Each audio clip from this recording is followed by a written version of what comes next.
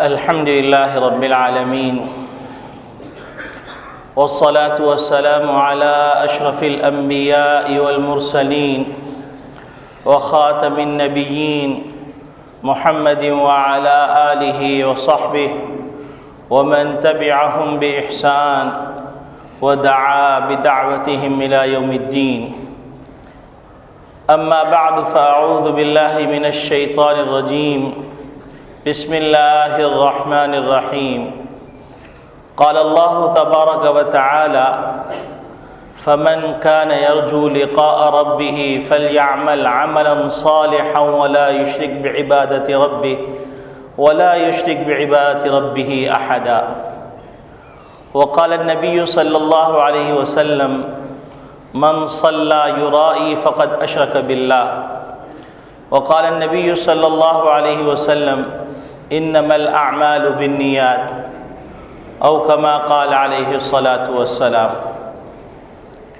میرے محترم بزرگوں، عزیز دوستوں، دینی اسلامی بھائیوں،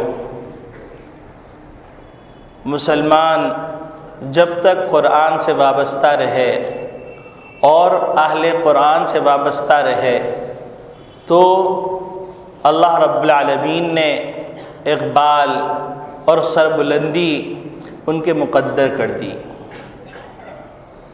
اور جب سے مسلمانوں نے اپنا تعلق قرآن سے توڑا اور اہل قرآن سے توڑا تو اس کے نتیجے میں مسلمان ایسی تباہی کے راستے پہ چل پڑے کہ جس میں ذلت ہی ذلت، رسوائی اور انتشار ہی انتشار ہے.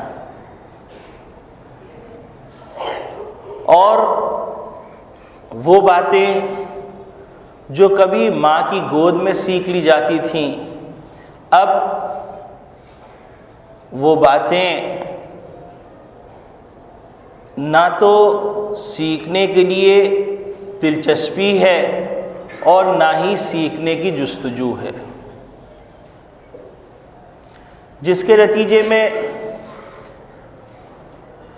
کبھی بچہ ماں کی گود میں ہی کلمہ سیکھ لیا کرتا تھا اور کلمے کے مفہوم کو جان لیتا تھا اور بنیادی عقائد اور بنیادی باتیں سیکھ لیا کرتا تھا. آج بڑے سے بڑا فرد کلمے سے واقف نہیں، کلمے تک کے تقاضوں سے واقف نہیں، کلمے کے مفہوم سے واقف نہیں، جس کا لازمی نتیجہ یہ ہوا کہ مسلمان توہم پرست ہو گئے. جیسا کہ گزشتہ جمعے کو عرض کیا کہ مسلمانوں میں ایسے لوگ بھی وجود میں آ گئے جو ہندوؤں کی طرح بدشگونیاں لینے لگے اور اس سے غافل ہو گئے کہ چیزوں کو منحوس کہہ رہے ہیں، لیکن وہ اعمال جن کی وجہ سے نحوست آتی ہے ان اعمال سے غافل ہو گئے. اب سفر کا مہینہ شروع ہوا تو منحوس، بلی نظر آ گئی تو منحوس، اور کوئی آنکھ پھڑکنے لگی تو منحوس، چپل پہ چپل چڑھ گئی تو منحوس، جھاڑو دے دی رات میں تو منحوس، ناخن کاٹ لیے رات میں تو منحوس. تو منحوس بہت سارے جمع ہو گئے، لیکن اعمال سیئہ، وہ اعمال جن کے نتیجے میں اللہ کی طرف سے عذاب کے فیصلے ہوتے ہیں، اللہ کی طرف سے ناراضگی کے فیصلے ہوتے ہیں، اللہ کی طرف سے قحط سالی آتی ہے، اللہ کی طرف سے قتل و غارت گری کے فیصلے ہوتے ہیں، اللہ کی طرف سے زلزلے آتے ہیں، اللہ کی طرف سے طوفان آتے ہیں، اللہ کی طرف سے بجلیاں گرتی ہیں، اللہ کی طرف سے ایسے بیماریوں کا سامنا کرنا پڑتا ہے کہ جن کا نام آبا و اجداد نے بھی نہیں سنا. ان اعمال سے غافل ہو گئے.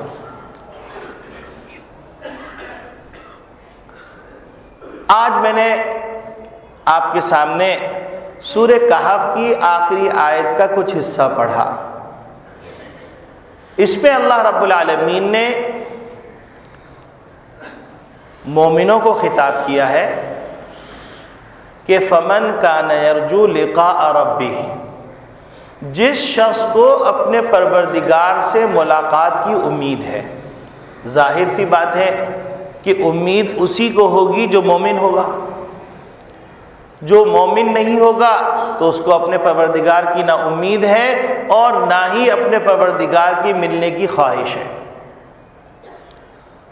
اس کو اللہ رب العالمین خطاب کر کے فرما رہے ہیں فَلْيَعْمَلْ عَمَلًا صَالِحًا، نیک اعمال کرے وہ، وَلَا يُشْرِكْ بِعِبَادَةِ رَبِّهِ أَحَدًا، اور اپنے پروردگار کی عبادت میں کسی کو شریک نہ ٹھہرائے. اللہ رب العالمین ہر گناہ کو معاف فرما دیتے ہیں. توبہ کیجئے اللہ معاف فرما دیں گے. گناہ صغیرہ اللہ رب العالمین وضو کی برکت سے معاف کر دیتے ہیں، غسل جنابت کی برکت سے معاف کر دیتے ہیں، نوافل کی برکت سے معاف کر دیتے ہیں، نمازوں کی برکت سے معاف کر دیتے ہیں، صدقات کی برکت سے معاف کر دیتے ہیں، صلہ رحمی کی برکت سے معاف کر دیتے ہیں، مسجد کے راستے میں چلنے سے معاف کر دیتے ہیں، اور اپنے ماں باپ کو محبت کی نگاہ سے دیکھنے سے معاف کر دیتے ہیں، اپنے بیوی کا خیال رکھنے سے معاف کر دیتے ہیں، اپنے بال بچوں کے نان نفقے کا خیال رکھنے سے معاف کر دیتے ہیں، قرآن کریم کی تلاوت سے معاف کر دیتے ہیں، ذکر و اذکار سے معاف کر دیتے ہیں، پودے لگانے سے معاف کر دیتے ہیں، تکلیف دہ چیز ہٹانے سے معاف کر دیتے ہیں، جانور کا خیال رکھنے سے معاف کر دیتے ہیں، پڑوسیوں کے حقوق کا خیال رکھنے سے معاف کر دیتے ہیں، مسجد کا خیال رکھنے سے معاف کر دیتے ہیں، اور بے شمار اللہ رب العالمین نے نیکیوں کے راستے رکھے ہوئے جس سے اللہ رب العالمین صغائر کو تو معاف کر دیتے ہیں. ان الحسنات یذہبن السیئات. لیکن کچھ اعمال ایسے ہیں جن کو گناہ کبیرہ کہا جاتا ہے، وہ اللہ رب العالمین توبہ کے بغیر معاف نہیں کرتے. تو اعمال سیئہ چاہے وہ صغیرہ کی صورت میں ہو یا کبیرہ کی صورت میں ہو، وہ اللہ رب العالمین نے اس کے لیے راستہ رکھا ہوا ہے. اس کے مقابلے میں شرک ایک ایسا گناہ ہے جس کے بارے میں اللہ رب العالمین کا قانون ہے کہ ان اللہ لا یغفر ان یشرک بہ ویغفر ما دون ذلک لمن یشاء، کہ اللہ رب العالمین شرک کو معاف نہیں فرمائیں گے اور اس کے علاوہ جتنے گناہ ہوں وہ اللہ معاف فرما دیں گے. یہ اللہ کا قانون ہے اور اٹل قانون ہے. کوئی بہت ساری نیکیاں کر لے، صلہ رحمی کر لے، حقوق العباد کا خیال کر لے، لیکن ایمان کی دولت نہیں ہے تو وہ دنیا ہی کے اندر سب کچھ کر لے گا، آخرت میں اس کو کچھ نہیں ملنے گا. تو اس آیت میں اللہ رب العالمین ارشاد فرما رہے ہیں من کان یرجو لقاء ربہ فلیعمل عملا صالحا، کہ جو شخص اپنے پروردگار کی ملاقات کی امید رکھتا ہے اس کو چاہیے کہ وہ نیک عمل کرے اور اللہ کی بندگی میں، اللہ کی عبادت میں کسی کو شریک نہ ٹھہرائے. شرک دو طرح کے، ایک شرک اصغر ہے، ایک شرک اکبر ہے. شرک اکبر یہ ہے کہ اللہ رب العالمین کی ذات میں، صفات میں کسی اور کو جو اللہ کی مخلوق ہے اس کو شریک ٹھہرا دینا. جیسے ہندو بتوں کو اللہ کا شریک ٹھہراتے ہیں، مشرکین مکہ لات بنات عزا کو اللہ کا شریک ٹھہراتے تھے اور یہ فلسفہ پیش کرتے تھے ما نعبدہم الا لیقربونا الی اللہ زلفی، ہم ان کی بندگی اس لیے تھوڑی کر رہے ہیں کہ ہم ان کو اصل سمجھ رہے ہیں، ہم یہ کریں یہ اللہ تک پہنچا دیں گے. جیسے عیسیٰ علیہ السلام کو عیسائیوں نے اللہ کا بیٹا بنا دیا، اللہ کا خود اللہ قرار دے دیا. عزیر علیہ السلام کو بنی اسرائیل نے اللہ قرار دے دیا، اللہ کا بیٹا قرار دے دیا، خود اللہ قرار دے دیا. صفات کے اندر شریک ٹھہرا دینا، جیسے اللہ کے علاوہ کسی کو اولاد کا سمجھ لینا، اللہ کے علاوہ کسی کو کارساز سمجھ لینا، اللہ کے علاوہ کسی کو جو ہے عالم الغیب سمجھ لینا، اللہ کے علاوہ کسی کو رزق دینے والا سمجھ لینا. یہ تو شرک جلی اور شرک اکبر ہے. ایک شرک اور بھی ہے جس شرک نے مسلمانوں کو تباہ کیا ہوا ہے.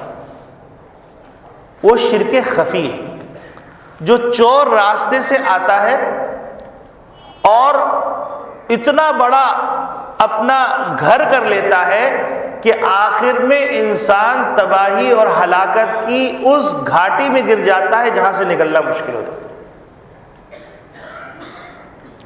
اس شرک کا نام ہے شرک خفی اور ریاکاری۔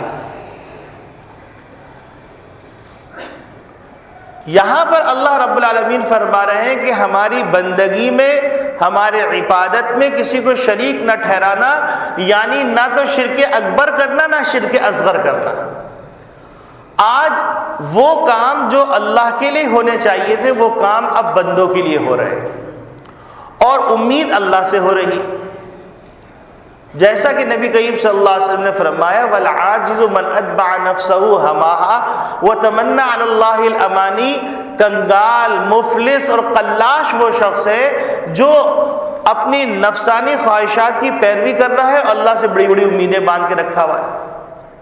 آج صدقہ کر رہے ہیں، خیرات کر رہے ہیں تو فوٹو کھنچوا رہے ہیں کہ لوگ کہیں کہ بھائی فلاں صاحب بڑے خیر خواہ ہیں۔ کوئی نیکی کر رہے ہیں، کوئی کام کر رہے ہیں، ہر چیز کے اندر یہ فکر ہے کہ لوگ میری تعریف کر لیں۔ محدثین نے اور فقہا نے ریا کی 3 قسمیں ذکر کی ہیں، اور اللہ والوں سے تعلق نہ ہونے کے نتیجے میں انسان کسی نہ کسی قسم میں لاشعوری طور پر یا شعوری طور پر مبتلا ہو جاتا ہے، اور وہ نیکی جو معمولی ہونے کے باوجود بہت بڑا ذخیرہ کر سکتی تھی وہ نیکی اپنا مقام کھو دیتی، اور وہ نیکی جو بہت بڑی تھی اور ذرا سی توجہ سے وہ مزید بڑھ سکتی تھی واللہ یضاعف لمن یشاء کے قانون کے مطابق، لیکن وہ نیکی چھوٹی ہوتی چلی گئی اور ذرہ بن گئی۔ ریاکاری کی ایک قسم تو یہ ہے کہ انسان عبادت کر رہا ہے، کوئی نیکی اختیار کر رہا ہے، کوئی اچھائی کر رہا ہے، اور مقصود یہ ہے کہ لوگ مجھے اچھا کہیں، لوگوں کے نزدیک میں معزز بن جاؤں۔ یہ ریاکاری کی واضح قسم ہے کہ وہ نیکی، وہ عبادت جو اللہ کے لیے ہونی چاہیے تھی وہ بندوں کے لیے ہو رہی، شہرت کے لیے ہو رہی۔ ریاکاری کی دوسری قسم یہ ہے کہ انسان کوئی نیکی اس لیے چھوڑ رہا ہے کہ اگر وہ میں نیکی کروں گا تو لوگ مجھے کہیں گے کہ یہ بڑا نیک ہے لہذا یہ نیکی چھوڑ رہا ہے۔ یہ بھی ایک ریاکاری ہے، اور اس میں نوجوان طبقہ اور درمیانی طبقہ بہت ملوث ہے کہ بھائی میں داڑھی اس لیے نہیں رکھتا ہوں کہ لوگ کہیں گے کہ بھائی یہ جو بڑے نیک بن گئے، میں نماز اس لیے نہیں پڑھتا ہوں تاکہ لوگ جو مجھے نیک کہنے لگیں گے، میں ٹوپی اس لیے نہیں پہنتا ہوں کہ لوگ مجھے نیک کہنے لگیں۔ یہ بھی ریاکاری ہے۔ ریاکاری کی تیسری قسم یہ ہے کہ آپ نیکی کرنے جا رہے تھے، کسی نے دیکھ لیا، آپ نے وہ نیکی چھوڑ دی اس خیال سے کہ اگر میں یہ نیکی کر لوں گا تو لوگ کہیں گے کہ بھائی بڑے نیک ہو رہے ہو تم۔ اب یہ تینوں ریاکاری کی قسمیں ہیں۔ ایک قسم یہ کہ کر رہے ہیں اس لیے کہ تاکہ مجھے لوگ نیک کہیں، اور چھوڑ رہے ہیں اس لیے کہ تاکہ میں ریاکاری میں مبتلا نہ ہوں، اور تیسری قسم ان کے بین بین ہے کہ کر رہے تھے، کسی نے دیکھ لیا تو چھوڑ دیا۔ اور ان تینوں کے اندر قدر مشترک یہ ہے کہ یہاں پر یہ کام اللہ کی خوشنودگی کے نہیں، لوگوں کے خوف سے چھوڑا جا رہا ہے۔ یہ اس لیے ریاکاری ہے۔ حتیٰ کہ نبی کریم صلی اللہ علیہ وسلم نے فرمایا کہ من صلی یرائی فقط اشرک باللہ، جس نے نماز پڑھی تاکہ لوگوں کو دکھلائے، لوگوں کے درمیان میں سخی مشہور ہو جاؤں، لوگوں کے درمیان میں نمازی مشہور ہو جاؤں، لوگوں کے درمیان میں نیکوکار مشہور ہو جاؤں، تو فقط اشرک باللہ، اس نے اللہ کے ساتھ شرک کیا۔ آپ اندازہ فرمائیے کہ اللہ رب العالمین شرک کے معاملے میں اتنے غیور ہیں کہ قربانی کا جانور خریدا، 7 آدمیوں نے، 6 آدمیوں کی نیت اللہ کی رضا ہے، ایک نے نیت کر لی کہ مجھے گوشت کھانا ہے، تو اللہ میاں فرماتے ہیں کہ مجھے ضرورت نہیں ہے، یہ 7 قربانیاں انسانوں کے لیے ہو گئی، میں قربانی قبول ہی نہیں کرتا۔ یہ اتنا حساس معاملہ ہے اور ہم اس سے انتہائی غافل ہیں، اور کسی نہ کسی درجے میں ہم ریاکاری میں مبتلا ہو جاتے ہیں۔ ایک صورت یہ کہ ریاکاری میں اس طرح مبتلا ہو گئے کہ لوگ مجھے سخی کہیں، لوگ مجھے تہجد گزار کہیں، لوگ مجھے نیک کہیں، مجھے صالح کہیں، مجھے زاہد کہیں، مجھے عابد کہیں، مجھے قانع کہیں، تو یہ ریاکاری ہے۔ اور ایک صورت یہ ہے کہ میں نیکی اس لیے نہیں کر رہا ہوں کہ اگر نیکی کروں گا تو لوگ مجھے جنہیں نیک کہنے لگیں گے، تو اس لیے نیکی چھوڑ رہے ہیں، تو یہ بھی ریاکاری ہے، کیونکہ اللہ کے لیے نہیں ہو رہا، یہ بندوں کے لیے ہو رہا۔ اور ریاکاری کی یہ صورت بھی ہے کہ عبادت کر رہے تھے اور عبادت کرتے کرتے اس لیے چھوڑ دیا کہ کسی نے مجھے دیکھ لیا، اور اللہ رب العالمین ریاکار کو پسند نہیں فرماتے۔ اور جہنم کے جو فیصلے شروع ہوں گے، حساب کتاب شروع ہوں گے، تو سب سے پہلے ریاکار کا فیصلہ کیا جائے گا۔ ایک شخص کو لایا جائے گا، اور شخص کو لانے کے بعد اللہ رب العالمین فرمائیں گے کہ تم نے جو ہے، ہم نے تم کو موقع دیا، تم نے علم حاصل کیا، اس علم کے بدلے میں کیا لے کے آئے؟ تو وہ شخص کہنے لگے گا کہ اے پروردگار عالم، آپ نے مجھے علم عطا فرمایا، اور اس علم کے بدلے میں نے علم کو پھیلایا اور یہ کیا وہ کیا، تو اللہ رب العالمین ارشاد فرمائیں گے، کیونکہ علیم بذات الصدور ہے، دلوں کے بھیدوں کو جانتے ہیں، دماغ کے اندر جو خیالات گزرتے ہیں ان سے واقف ہیں، تو اللہ رب العالمین فرمائیں گے کہ یہ سب تم نے اس لیے کیا کہ لیقال انک عالم، کہ یہ کہا جائے کہ تم بڑے عالم تھے، 30 مار خان تھے، فقد قیل، یہ کہہ دیا گیا، اور منہ کے بل گھسیٹ کے اس کو جہنم میں پھینک دیا جائے۔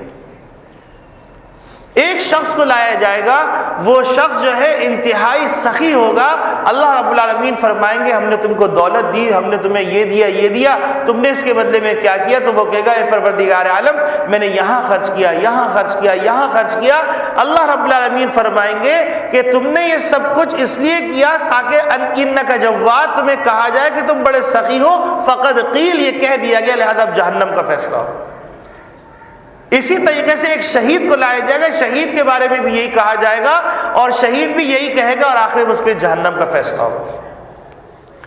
ایک موقع پر نبی اکرم صلی اللہ علیہ وسلم نے ارشاد فرمایا کہ جبن الحزن سے پناہ مانگو۔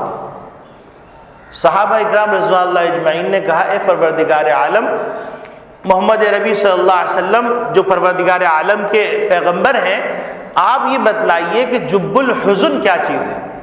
نبی کریم صلی اللہ علیہ وسلم نے ارشاد فرمایا کہ جہنم کی ایک گھاٹی ہے جس سے روزانہ جہنم 400 مرتبہ پناہ مانگتی ہے، جہنم خود پناہ مانگتی ہے 400 مرتبہ۔ تو فرمایا کہ اے اللہ کے رسول، یہ بتلائیے کہ یہ جو جہنم جو جب الحزن ہے، اس میں جائے گا کون؟ تو نبی کریم صلی اللہ علیہ وسلم فرمایا اس میں ریاکار جائیں گے۔ تو میرے عزیز دوستو بھائیو، دین سے دوری کے نتیجے میں وہ چیزیں جو ہم کو آخرت کے لیے کرنی تھی، وہ بھی ہم دنیا کے لیے کرنے لگے۔ اب آپ کو میں چند مثالوں سے عرض کرتا ہوں۔ اب دیکھیے، ایک آدمی اپنے مسلمان بھائی کو ہدیہ دیتا ہے، شادی بیاہ کے موقع پہ ہدیہ دینے جا رہے ہیں، لیکن وہاں پر بھی شیطان ایسا دھوکے میں ڈالتا ہے، وہ یہ کہتا ہے کہ اگر میں نے ہدیہ لے دیا تو میری ناک کٹے گی، اگر چھوٹا ہدیہ دے تو میری ناک کٹے گی، یہ ہوگا وہ ہوگا۔ ساری نیکی دے رہے ہیں لیکن اللہ کی رضا کے لیے نہیں دے رہے، سب ضائع ہوگا۔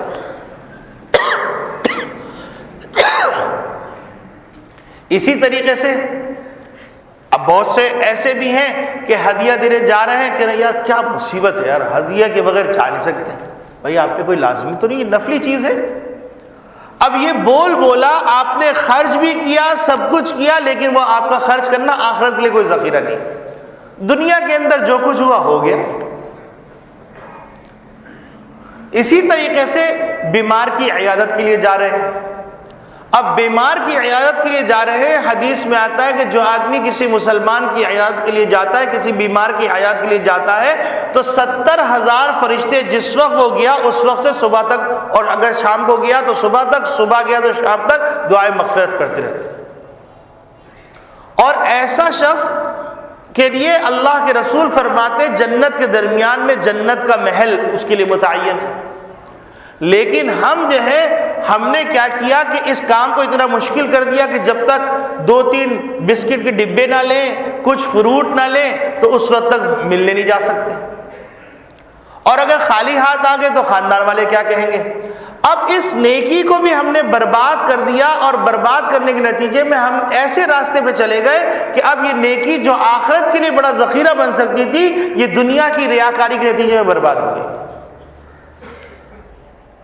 اسی طریقے سے غور کرتے چلے جائیے، بیوی بچوں کا معاملہ ہے، بہن بھائیوں کا معاملہ ہے، ماں باپ کا معاملہ ہے، رشتہ داروں کا معاملہ ہے، پڑوسیوں کا معاملہ ہے، اہل محلہ کا معاملہ ہے، اہل مسجد کا معاملہ ہے، اہل تعلق کا معاملہ ہے، سب کے اندر قدم قدم پر جو نیکیاں ہم حاصل کرتے تھے، وہ ساری نیکیاں شیطان نے ریاکاری کے نتیجے میں برباد کروا دی۔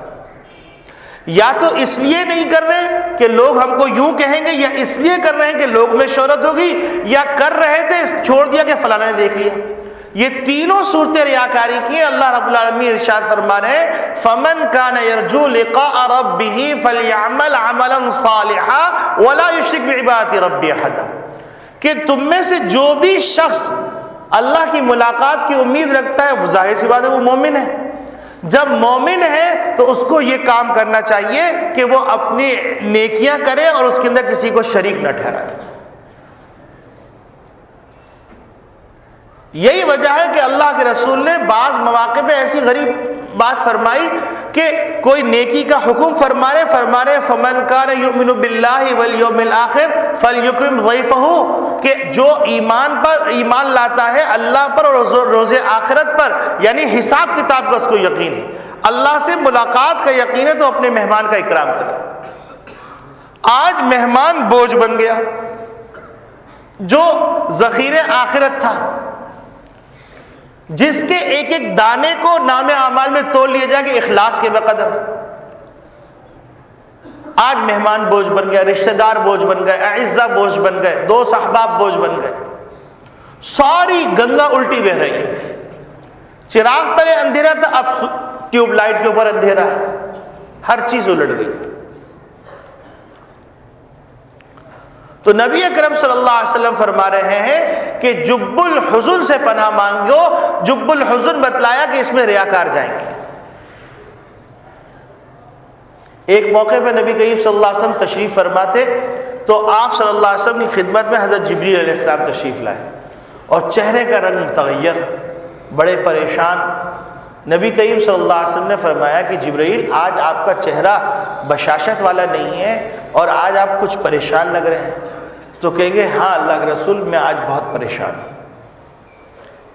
تو نبی کریم صلی اللہ علیہ وسلم وجہ دریافت فرمائی، تو انہوں نے کہا کہ اے اللہ کے رسول، اللہ رب العالمین نے جہنم کی آگ کو دہکایا، 1000 سال تک دہکتی رہی حتیٰ کہ سرخ ہو گئی۔ پھر اللہ رب العالمین نے مزید دہکایا حتیٰ کہ وہ زرد ہو گئی، 1000 سال تک دہکایا۔ پھر اللہ رب العالمین نے مزید دہکایا، اور مزید دہکانے کے نتیجے میں وہ آگ سیاہ ہو گئی۔ آج جہنم کی آگ بالکل سیاہ ہے، اس کی تپش کی بنیاد پر ہر چیز سیاہ ہے، اور اس کی ہولناکی کا اندازہ لگایا جا سکتا ہے کہ سیاہی کے نتیجے میں خوف کا عالم کیا ہو جاتا ہے، اور اس کی شدت کا عالم کیا ہوگا۔ فرماتے ہیں جبریل امین کہ اے اللہ کے رسول، یہ جو ہے اتنی دہکائی گئی کہ وہ سیاہ ہے۔ ابھی میں اس کو 3000 سال دیکھنے کے بعد میں چھوڑ کے آ رہا ہوں کہ اس وقت سیاہی کے عالم میں ہے، اور اس کے اندر آپ کی امت کے لوگ جائیں گے، اور اس کی ہولناکی کا اندازہ آپ اس سے لگا دیجیے کہ سوئی کے ناکے کے بقدر اگر اس کی تپش کے لیے راستہ چھوڑ دیا جائے تو پوری انسانیت مر جائے اس کی گرمی سے۔ صرف سوئی کے ناکے کے بقدر اس سے ظاہر سے بخارات ہی نکلیں گے، دھواں ہی نکلے گا، ساری دنیا ہلاک ہو جائے۔ اور اس کی ہولناکی کا عالم یہ ہے کہ اس میں جو فرشتے مقرر کیے گئے ہیں، اگر ان میں سے فرشتہ دنیا میں ایک قدم رکھ لے تو اس کی تپش اور اس کی بدبو، اس کے چہرے کی کراہیت کو دیکھ کر لوگ مر جائے، کلیجے پھٹ جائے۔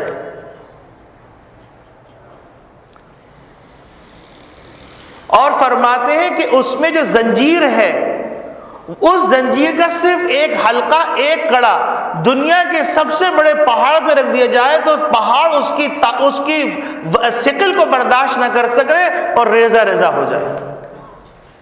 اور قرآن کریم میں آتا ہے جہنمی کو کہا جائے گا خذوہ فغلوہ، کہ اس کو پکڑو، اس کے گلے میں توق ڈال دو، ثم الجحیم صلوہ، پھر آگ میں پھینک دو، ثم فی سلسلۃ ذرعها 70 ذراعا فاسلکوہ، 70 گز لمبی زنجیر سے اس کو جکڑ دو. تو نبی کریم صلی اللہ علیہ وسلم نے جب یہ منظر سنا تو آپ صلی اللہ علیہ وسلم رونے لگے. آپ صلی اللہ علیہ وسلم کو روتا دیکھ کے جبریل امین رونے لگے. تو نبی کریم صلی اللہ علیہ وسلم نے فرمایا کہ اے جبرائیل تم کیوں رو رہے ہو؟ تم تو فرشتوں کے سردار ہو. تو انہوں نے کہا کہ اے رسول اکرم صلی اللہ علیہ وسلم میں اس لیے رو رہا ہوں کہ میرا انجام کیا ہوگا مجھے پتہ نہیں. ابلیس بھی جو ہے اپنی ریاضتوں کی وجہ سے فرشتوں کا معلم قرار دے دیا گیا تھا، لیکن اپنی بدعملی کے نتیجے میں ابد الآباد کا خسران اس کے مقدر ہو گیا. تو اللہ رب العالمین نے وہی فرمائی اور فرمایا کہ جبرائیل تم اور محمد ربی صلی اللہ علیہ وسلم ان میں سے نہیں. تو ان کو قرار آیا. ایک اور روایت میں آتا ہے کہ نبی کریم صلی اللہ علیہ وسلم نے ارشاد فرمایا کہ جہنم کے اندر 70,000 کونے اور ہر کونے کے اندر 70,000 کمرے اور ہر 70,000 کمرے کے اندر 70,000 کنویں، ہر 70,000 کنووں کے اندر 70,000 سانپ ہیں اور ہر 70,000 سانپوں کی زبانوں کے اوپر 70,000 بچھو اور ان کے جوارح کے اوپر 70,000 بچھو ہیں. اور جیسے ہی جہنمی جہنم میں پھینکا جائے گا تو یہ تمام چیزیں اس پہ لپٹ جائیں گی. تو میرے عزیز دوستو بھائیوں، ایک تو یہ بدقسمتی سے کہ ہم نیکی کرتے نہیں اور اگر کرنے لگتے ہیں تو اس نیکی کو ہم برباد کر دیتے ہیں ریاکاری کے ذریعے سے.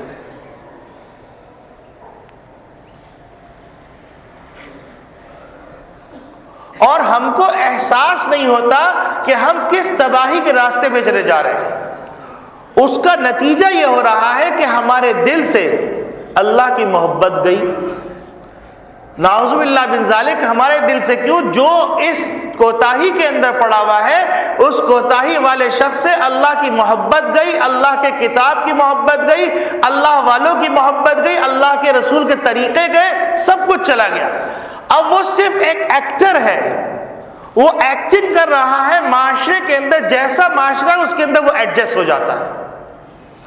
اگر وہ دینداروں کے معاشرے میں بیٹھتا ہے تو دینداروں میں ایڈجسٹ ہو جاتا ہے، اگر دنیا داروں میں بیٹھتا ہے دنیا داروں میں ایڈجسٹ ہو جاتا ہے. اور وہ اس کو فن سمجھ رہا ہے لیکن وہ بھول جاتا ہے کہ اللہ رب العالمین انسان کی شہرت سے زیادہ قریب. اور بدقسمتی سے پہلے زمانے کے اندر اگر لوگ کے قول سے زیادہ فعل ہوا کرتا تھا، آج ہمارے فعل سے زیادہ قول ہوتا ہے. ہر ایک کو باتیں کرنا آ گئی.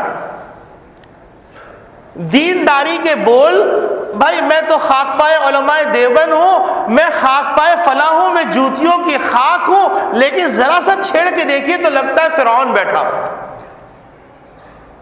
حالانکہ یہ تمام چیزیں جن کو اخلاق کہا جاتا ہے، ہم ان کو ان اخلاق کو ہم سمجھ رہے ہیں کہ اخلاق کا مطلب کمرشل اسٹائل سے مسکرا لیا. دل کے اندر حقد ہے، دل کے اندر کینہ ہے، دل کے اندر بغض ہے، دل کے اندر عداوت ہے اور دماغ سازشوں کا مجموعہ ہے، اللہ کی بغاوت پر آمادہ ہے اور انسان سمجھ رہا ہے ہم بڑے نیکوکار ہیں. بولوں کی بنیاد پر نیکوکار سمجھ رہا ہے. اگر بولوں کی بنیاد پر نیکوکار شمار کیا جائے تو کیسٹ زیادہ نیک ہے. اس کی وجہ یہ ہے کہ اس میں بڑے بڑے علماء کی تقریریں محفوظ. جبکہ اللہ رب العالمین نے جو دین عطا فرمایا ہے اس دین کا تعلق عقائد سے بھی ہے، عبادات سے بھی ہے، معاملات سے بھی ہے، معاشرت سے بھی اور اخلاق سے بھی. اور ان سب چیزوں کے اندر ریاکاری داخل ہو جاتی ہے. عقائد کے اندر بھی ریاکاری آ سکتی ہے، عبادات کے اندر بھی ریاکاری آ سکتی ہے، معاملات کے اندر بھی ریاکاری آ سکتی ہے، معاشرت کے اندر بھی ریاکاری آ سکتی ہے، اخلاق کے اندر بھی ریاکاری آ سکتی ہے. اور یہی ساری چیزیں جنت میں لے جانے کا ذریعہ بن سکتی ہیں اور یہی ساری چیزیں جہنم میں لے جانے کا ذریعہ بن سکتی ہیں. اور دین سے دوری کے نتیجے میں، علماء حق سے دوری کے نتیجے میں، ان باریک فرقوں کو نہ سمجھنے کے نتیجے میں ہم پریشانی کے عالم میں ادھر ادھر سرگرداں حیران بھٹک رہے ہیں، جیسے بنی اسرائیل وادی سینا میں 40 سال تک بھٹکتی رہی۔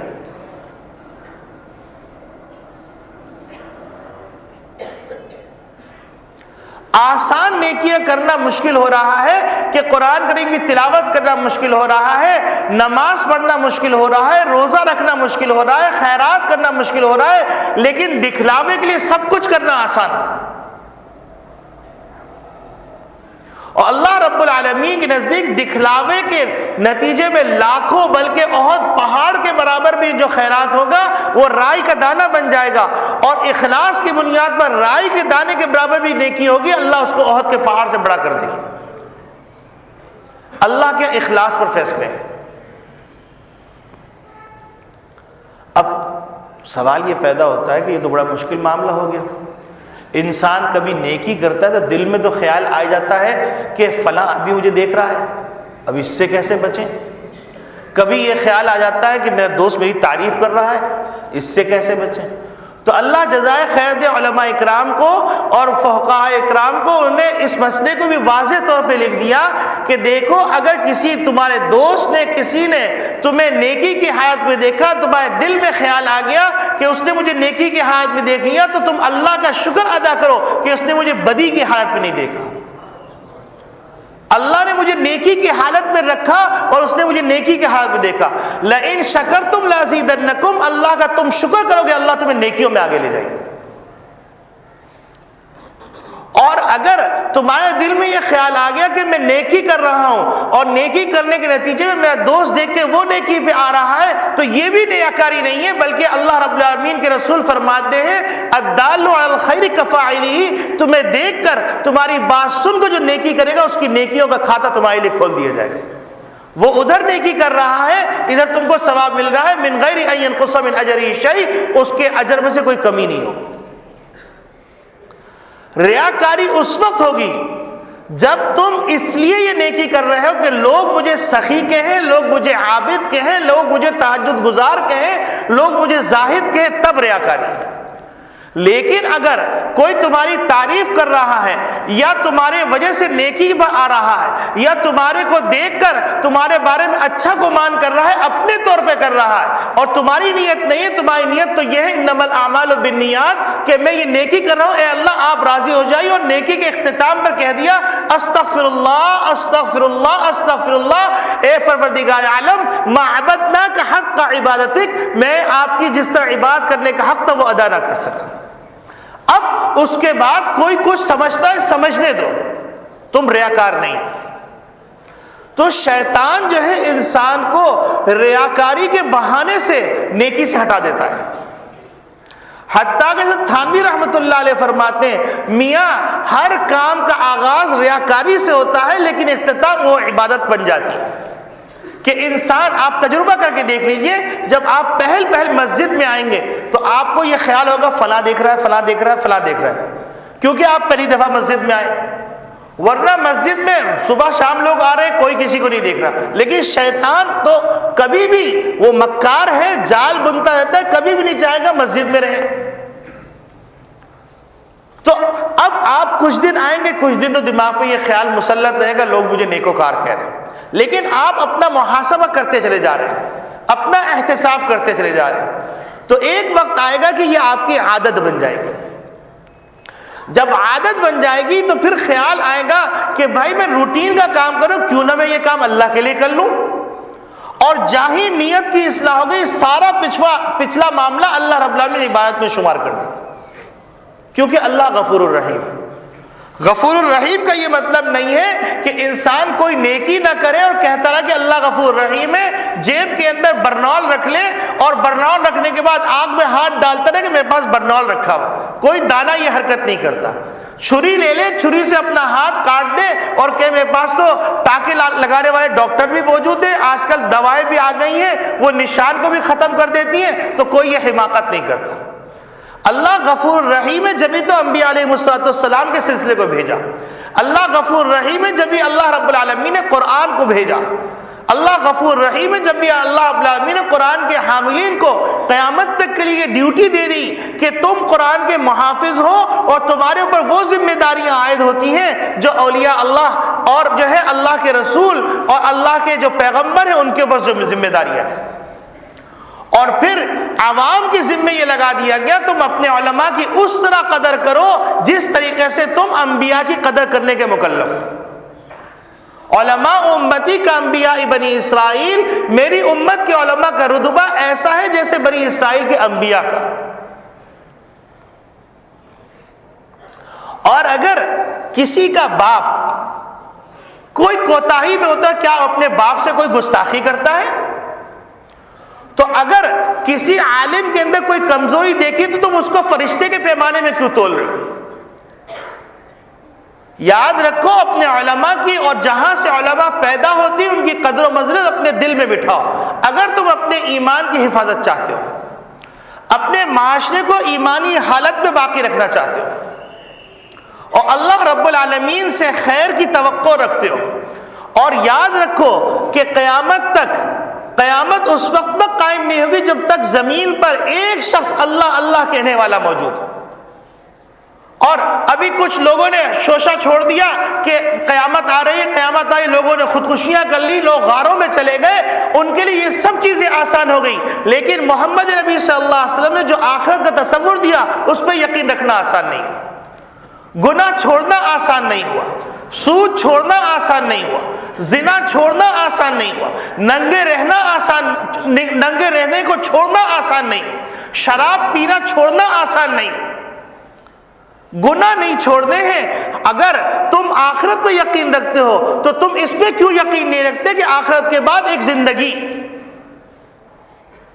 اور اس زندگی کے بارے میں قیامت کے بعد جو زندگی ہے وہ ہمیشہ ہمیش کی ہے، تو اس کی تیاری کی فکر کیوں نہیں کرتے؟ قل تعالوا، محمد ربی صلی اللہ علیہ وسلم کو خطاب کیا گیا کہ آپ تمام انسانیت کو خطاب کر دیں، یا اہل الکتاب تعالوا الی کلمۃ سواء بیننا وبینکم الا نعبد الا اللہ ولا نشرک به شیئا ولا يتخذ بعضنا بعضا اربابا من دون اللہ فان تولوا فاشهدوا بأننا مسلمون. قرآن تو سارے انسانوں کو ہدایت کا پیغام دے رہا ہے، سارے انسانوں کو محبت کا پیغام دے رہا ہے، سارے انسانوں کو مساوات کا پیغام دے رہا ہے. اسلام ہم کو یہ سکھلا رہا ہے کہ چرچ کی بھی بے حرمتی مت کرو، تم کنیسہ کی بھی حرمتی مت کرو، تم یہودی کی بھی بے حرمتی مت کرو، نصرانی کی بے حرمتی مت کرو، تم ہندو کی بھی بے حرمتی مت کرو. انسانیت کا احترام اسلام سکھلا رہا ہے، قرآن سکھلا رہا ہے. ہاں اگر کوئی قرآن کے خلاف اٹھ کھڑا ہوتا ہے، محمد نبی صلی اللہ علیہ وسلم کی شان میں گستاخی کے کھڑا ہوتا ہے، قرآن کی آیات کا مذاق اڑاتا ہے، اذان کا مذاق اڑاتا ہے، اسلامی شعار کا مذاق اڑاتا ہے، تو وہ ذمی نہیں ہے، وہ امن کا پیغمبر نہیں ہے، امن کا خواستگار نہیں ہے، بلکہ وہ امن کا دشمن ہے. اس فرق کو سمجھنا ہوگا. جیسے آزادی اور آوارگی کے فرق کو سمجھنا ہے کہ آوارگی کا نام آزادی رکھ دیا گیا، پیشاب کا نام زمزم رکھ دیا جائے نعوذ باللہ من ذالک تو وہ کبھی بھی زمزم نہیں بنے گا.